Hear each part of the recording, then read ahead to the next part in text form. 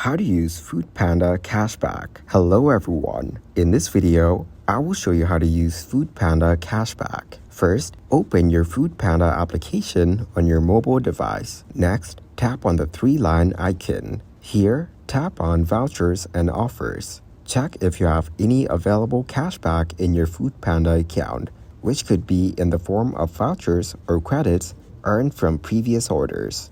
Now place an order on Foodpanda as usual, selecting the items you want to purchase. You can also select variations. After selecting your items, tap on Add to Cart.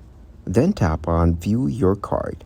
During the checkout process, you should see an option to apply any available cashback or vouchers to your orders, usually located near the payment section. Select the cashback or voucher you want to apply to your order.